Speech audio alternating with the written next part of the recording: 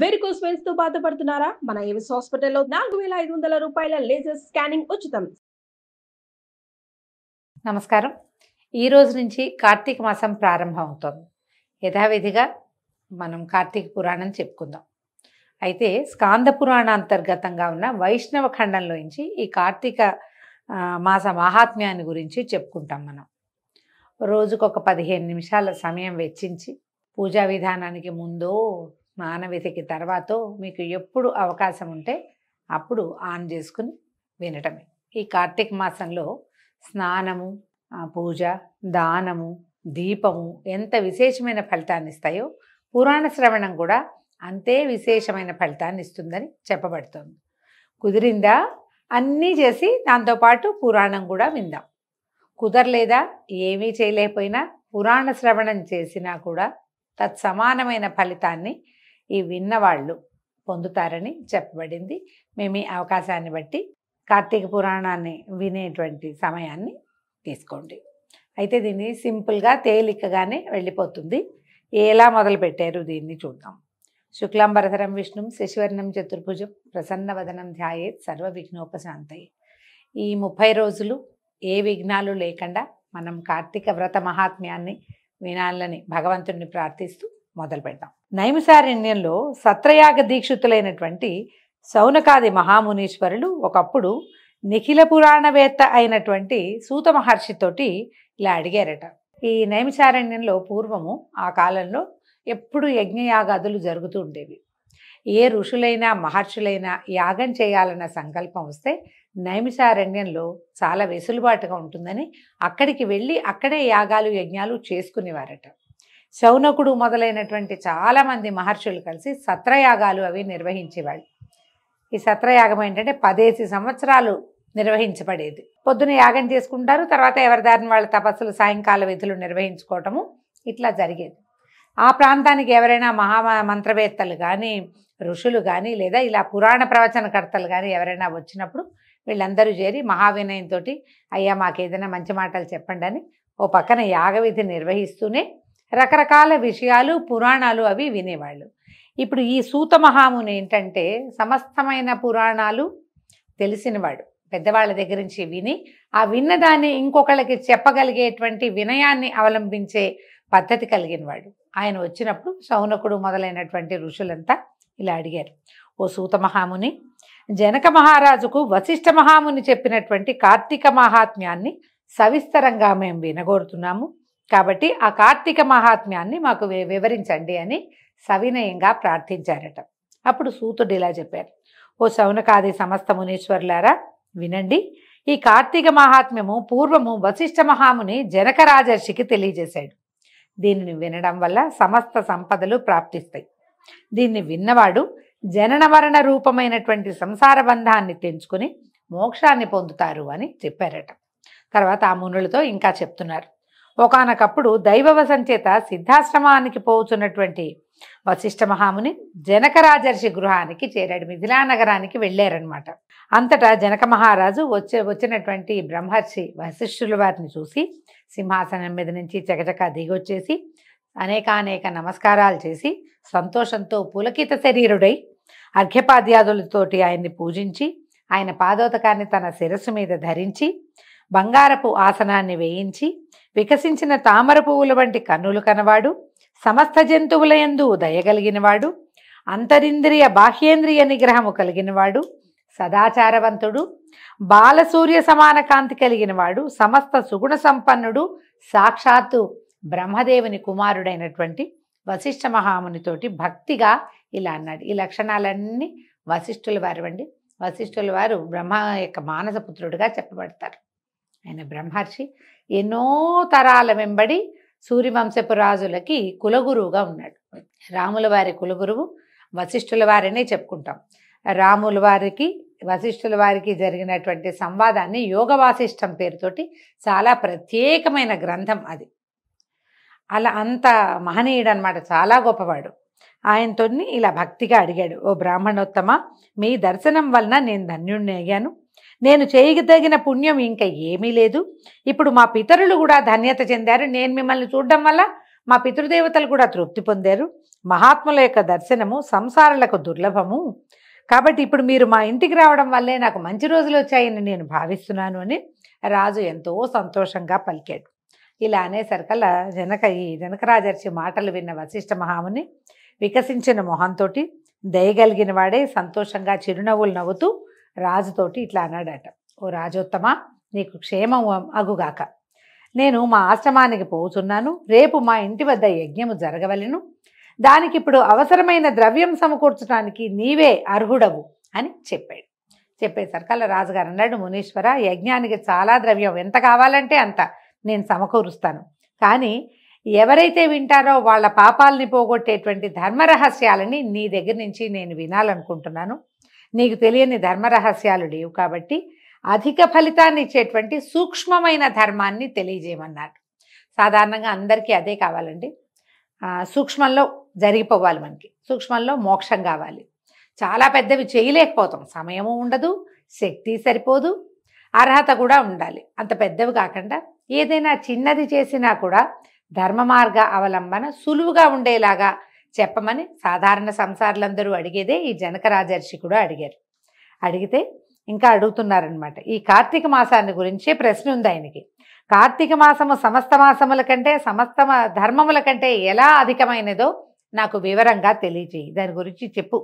నీకంటే ధర్మాన్ని గురించి చెప్పగలిగిన వాళ్ళు, సులువుగా చెప్పగలిగే వాళ్ళు ఎవరు లేరు. ఇవాళ నా అదృష్టం పండి నువ్వే మా ఇంటికి వచ్చావు. ఎప్పటి నుంచో ఈ విషయం తెలుసుకోవాలనుకుంటున్నాను, కాబట్టి దాని గురించి వివరంగా తెలియచేయమని జనకరాజర్షి అడిగేసరికి బ్రహ్మర్షి వశిష్ఠుల వారు ఇలా చెప్పాడు, ఓ రాజా, ముందు జన్మలో పుణ్యమాచరిస్తేనే సత్వశుద్ధి కలుగుతుంది. సత్వశుద్ధి కలిగిన వాడికి పుణ్యమార్గమందు అభిలాష కలుగుతుంది.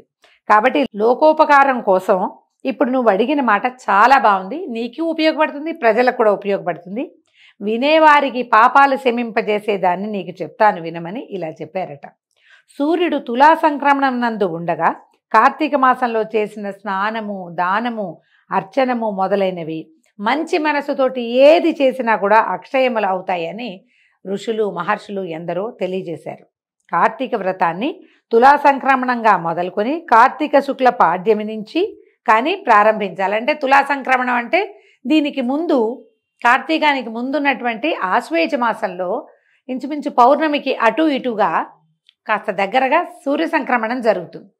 ఆశ్వేజ పౌర్ణమి వెళ్ళిన తర్వాత కూడా ఈ కార్తీక వ్రతాన్ని ప్రారంభించచ్చు, అంటే సంక్రమణంతో పాటు అనమాట. లేదా కార్తీక శుద్ధ పాడ్యమి మనం ఎట్లా మొదలు పెడతాము, మన విధానం ఏంటి, పాడ్యమితోటి వ్రతం మొదలు పెట్టుకుంటాం. కానీ మనకు చూడండి, భారతదేశంలోనే కొన్ని ప్రాంతాలలో పౌర్ణమితోటే నెల పూర్తయిపోతుంది. ఆశ్వేజ మాసం పౌర్ణమితోటి వెళ్ళిపోయి, ఆశ్వేజం వెళ్ళిపోయి కార్తీకం మొదలవుతుంది, మళ్ళీ కార్తీక పౌర్ణమితోటి కార్తీకం పూర్తయిపోతుంది.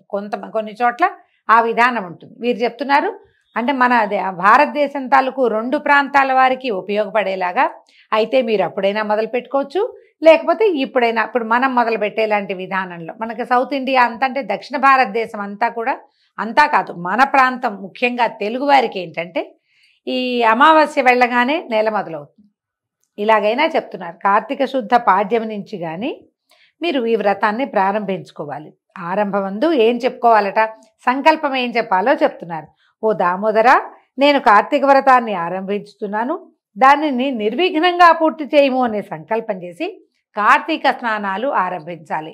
మొట్టమొదటే వశిష్ఠుల వారు తెలియజేశారు ఏమిటి, కార్తీక మాసంలో దామోదర ప్రీత్యర్థమే. కార్తీక మాసంలో మనం స్నానం, జపం, తపం, దానం, పురాణ శ్రవణం ఏం చేసినా కూడా దామోదర ప్రీత్యర్థమే. ఈ కార్తీక మాసానికి అధిష్టాన దైవము దామోదరుడు, శ్రీ మహావిష్ణువు. కానీ మనం చేసేవన్నీ శివాభిషేకాలు చేస్తాము.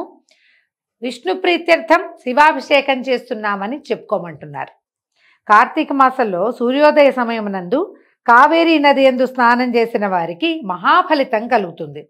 సూర్యుడు తులారాశిని ప్రవేశించిన తోడనే 3 లోకములను పవిత్రం చేస్తూ గంగానది ద్రవరూపాన్ని ధరించి సమస్త నదీ జలముల యందు ప్రవేశించును. తులారాశిలో కార్తీకమున చెరువులందు, దిగుడు బావుల యందు, నూతుల యందు, పిల్ల కాలువల యందు కూడా హరి నివసించి ఉంటాడు. అంటే మనకి వాపీకూప తటాకాదులన్నిట్లలోనూ భగవంతుడు నివసిస్తాడు. గంగానది ద్రవరూపం ధరించి నీరు నిలవ ఎక్కడుంటే అక్కడల్లా కూడా, అంటే స్వాభావికమైన జలం ఉన్న చోట, మనము నించిన పాత్ర కాదు. మనం కుండలో పెట్టుకుంటే, బిందెలో పెట్టుకుంటే, చెంబులో బకెట్లో పెట్టుకున్న దాంట్లో గంగ ఉండదు. గంగ ఉందని కాదు చెప్పడం. స్వాభావికమైన జలాలన్నిట్లలోనూ కూడా గంగాదేవి ద్రవరూపంగా ప్రవహిస్తూ ఉంటుంది. హరి నివసిస్తాడు. గంగ ఎక్కడుంటే హరి ఎక్కడుంటాడు. రాజా, అన్ని వర్ణముల వారు, అన్ని వర్గముల వారు కార్తీక మాసమందు ఈ ఆచారాన్ని పాటించాలి.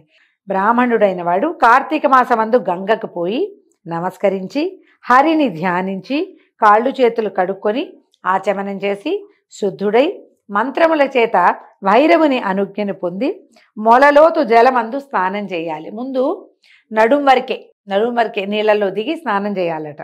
తర్వాత దేవ ఋషి పితృతర్పణాలు ఆచరించి హరిభక్తితో అఘమర్షణ మంత్రమును పఠిస్తూ బొటనవేలి కొనతో ఉదకమును అంటే నీటిని అలోడనము అంటే ఇలా తిప్పాలట. నీటిని తిప్పి తర్వాత తీరమునకు వచ్చి అక్కడ యక్షతర్పణం చేసి ఈ నడుముకి కట్టుకున్న వస్త్రాన్ని విడిచి ఉదకమును వదిలి ఆచమనం చేసి శిరస్సును వదిలి మిగిలిన శరీరం అంతా తడి వస్త్రంతో తుడుచుకోవాలి.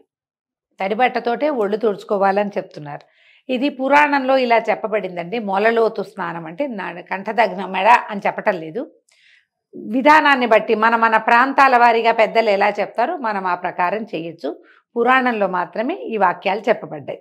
తడి వస్త్రంతో ఒళ్ళు తుడుచుకుని నారాయణ ధ్యానం చేస్తూ ధౌత వస్త్రాలంటే ఉతికి ఆరవేసిన ఆరిన బట్టని కట్టుకోవాలి. తర్వాత గోపీచందనంతో తగినన్ని మారులు త్రిపుండ్రాలు కానీ విభూతిని కానీ ధరించి సంధ్యావందనం చేసి గాయత్రి జపం చేసుకోవాలి. ఎవరెవరు ఏ రూపాలు ధరిస్తారంటే నామం ఎట్లా ధరించే పద్ధతి ప్రకారంలో వాళ్ళు ఉన్నారో, ఏ విధానంలో వారు ఉన్నారో ఆ విధానాన్ని ఆచరిస్తూ స్నానం చేసి బయటకు వచ్చాక ఒళ్ళు తుడుచుకుని ముందు విభూతి ధారణ కానీ లేకపోతే గోపీ చందనాన్ని కానీ చందనధారణ కానీ చేయాలట. తర్వాత ఉపాసన చేసి బ్రహ్మయజ్ఞం చేసి తమ చెట్ల నుంచే పువ్వులు కోసి శంఖచక్రములు ధరించిన హరిని భక్తితో సాలగ్రామమునందు షోడశోపచారాలతోటి పూజించాలి.